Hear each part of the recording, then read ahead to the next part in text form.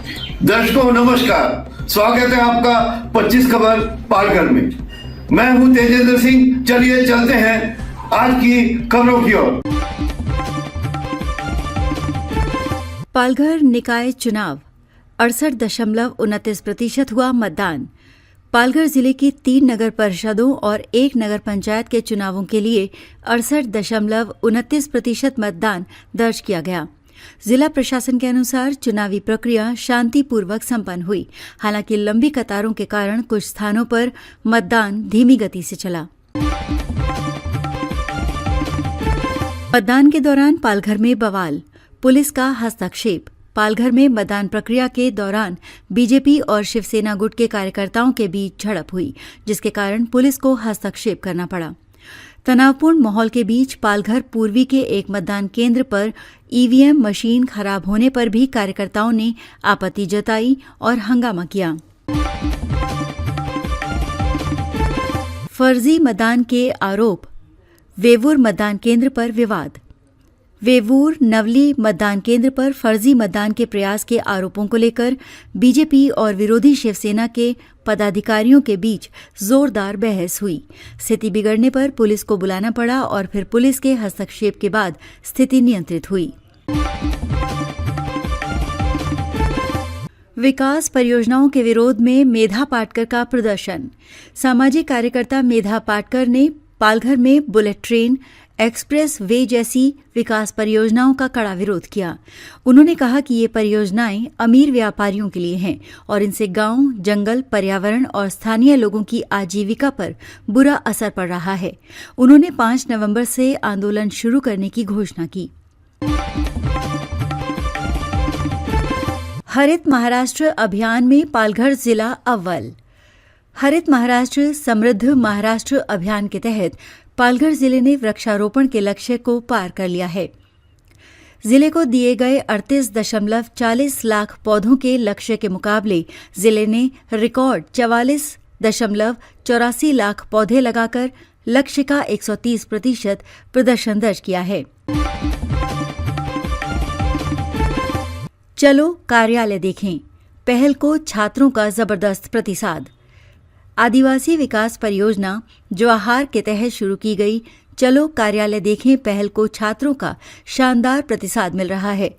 इस पहल के माध्यम से छात्र जिलाधिकारी और परियोजना कार्यालयों का दौरा कर प्रशासन की कार्यप्रणाली, सरकारी योजनाओं के कार्यान्वयन और प्रत्यक्ष विभाग की जिम्मेदारी को सीधे समझ रहे हैं। परियोजना में जिलाधिकारी डॉक्टर इंदुरानी जाखड़ ने भी भाग लिया और विद्यार्थियों का हौसला बढ़ाया। सड़क सुरक्षा, स्कूली पाठ्यक्रम में यातायात नियम शामिल करना जरूरी। संपादकीय में सड़क दुर्घटनाओं पर चिंता व्यक्त की गई है, जहां भारत में हर साल 1.5 लाख से अधिक मौतें होती हैं। लेखक ने सड़क दुर्घटनाओं को रोकने और बच्चों को जिम्मेदार नागरिक बनाने के लिए स्कूली पाठ्यक्रम में यातायात नियमों को शामिल करने की मांग की है। ठाणे, पालघर, रायगढ़ निकाय चुनाव, 1054 उम्मीदवारों का भाग्य ईवीएम में बंद। ठाणे, पालघर और रायगढ़ जिलों की 24 नगर परिषद और 8 नगर पंचायत चुनावों के लिए मतदान संपन्न हुआ। पालघर जिले में लगभग 62% मतदान दर्ज हुआ। इन चुनावों में कुल 1054 उम्मीदवारों का भविष्य अब ईवीएम मशीनों में बंद है। वोटों की गिनती 22 दिसंबर को होगी। सहायता कक्ष केवल बैनर पुरता, प्रशासन पर उठे सवाल। वरिष्ठ नागरिकों और गर्भवती महिलाओं की सहायता के लिए कुछ मतदान केंद्रों के पास सहायता कक्ष स्थापित करने का निर्देश दिया गया था, लेकिन वो केवल नाम के लिए यानी सिर्फ बैनर थे। कुछ पत्रकारों द्वारा तस्वीरें लेने पर प्रशासन ने बैनर को उल्टाकर अपनी विफलता को छिपाने की कोशिश की। ईवीएम में एक ही नाम की 2 महिलाओं के मतदान पर हंगामा। पालघर के प्रभाग क्रमांक 10 में जिला परिषद स्कूल के मतदान केंद्र पर एक ही नाम की 2 महिलाओं के मतदान के लिए आने से हंगामा हुआ। पहली महिला ने मतदान किया, लेकिन दूसरी महिला का फोटो नहीं मिलने के कारण उसे वापस भेज दिया गया। मोखाड़ा आश्रम पर नकाबपोशों का हमला। सन्यासिनी से लूटपाट। पालघर जिले के मोखाड़ा इलाके के पोशरा में स्थित श्री गुरु दत्तात्रेय आश्रम पर 2 नकाबपोश बदमाशों ने हमला कर लूटपाट की। आरोपियों ने 67 वर्षीय सन्यासिनी स्मिता उर्फ सीताबाई शरद शिरसाट को डरा धमकाकर सोने की मणिमाला, मोबाइल फोन और नकदी लूट ली। इस चोरी गए सामान का कुल मूल्य करीब 7,630 रुपए है। वारदात के समय आश्रम में अन्य श्रद्धालु भी मौजूद थे। आरोपियों ने चाकू और डंडा दिखाकर महिलाओं के साथ मारपीट भी की। मोखाड़ा पुलिस ने अज्ञात आरोपियों के खिलाफ मामला दर्ज कर लिया है और फरार हुए बदमाशों की तलाश जारी है। अश्लीलता का विरोध करने पर आदिवासी परिवार पर चाकू से हमला। पालघर के कासा पुलिस स्टेशन के वर्सोवी गांव में एक आदिवासी युवती से छेड़छाड़ के मामले ने गंभीर रूप ले लिया है। युवती द्वारा अश्लील हरकतों की शिकायत किए जाने पर आरोपी जमील खान ने उसके घर पहुंचकर धारदार चाकू से हमला कर परिजनों को घायल कर दिया और परिवार को खत्म कर देने की धमकी दी। युवती ने मटन दुकान पर काम करने वाले युवक द्वारा अश्लील गाने बजाने और आपत्तिजनक इशारों की शिकायत दुकान मालिक जमील खान से की थी।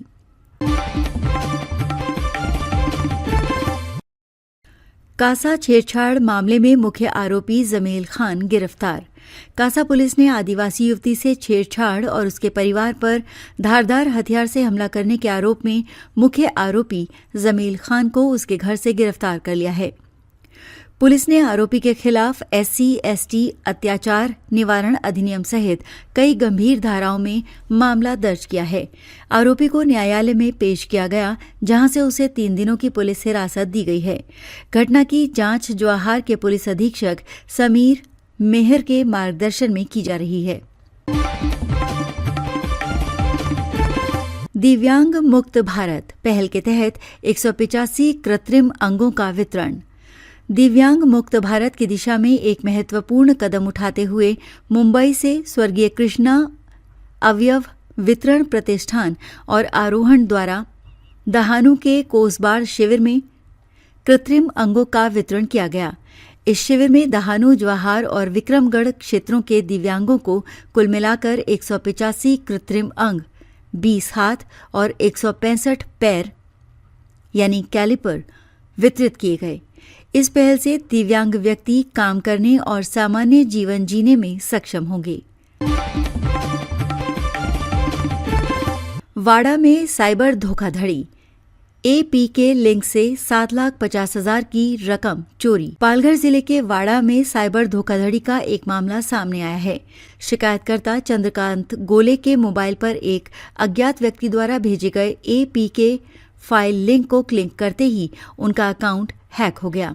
इसके बाद उनके खाते से 2 अन्य बैंकों में 7,50,000 की रकम ऑनलाइन ट्रांसफर कर ली गई।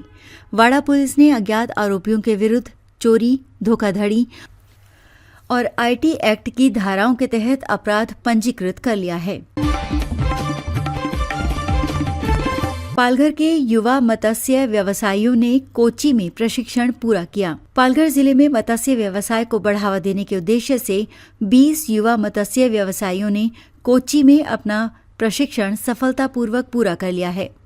ये प्रशिक्षण केंद्रीय मात्स्यिकी, नौवहन और अभियांत्रिकी प्रशिक्षण संस्थान में आयोजित किया गया था। प्रशिक्षार्थियों को मछली प्रसंस्करण, उत्पादों के मूल्य संवर्धन, पैकेजिंग, गुणवत्ता नियंत्रण और ट्रेडिंग सहित वैज्ञानिक मत्स्य प्रक्रिया का व्यावहारिक और सैद्धांतिक ज्ञान दिया गया। RPF ने प्लेटफॉर्म पर मिले मोबाइल को यात्री को सौंपा। पश्चिम रेलवे के उपनगरीय रेलवे स्टेशन नाला सुपारा में गश्त कर रहे रेलवे सुरक्षा बल के ASI विनोद कुमार शर्मा को प्लेटफॉर्म पर सैमसंग कंपनी का एक मोबाइल फोन पड़ा हुआ मिला। कानूनी प्रक्रिया और सत्यापन के बाद ये मोबाइल पालघर निवासी यात्री के पुत्र को विरार रेलवे स्टेशन पर सुपुर्द कर दिया गया। रेलवे सुरक्षा बल ने यात्रियों की सुरक्षा और उनके सामानों की निगरानी के प्रति अपनी प्रतिबद्धता दोहराई है। हमारे चैनल को अभी सब्सक्राइब करें और बेल आइकन दबाना न भूलें। धन्यवाद।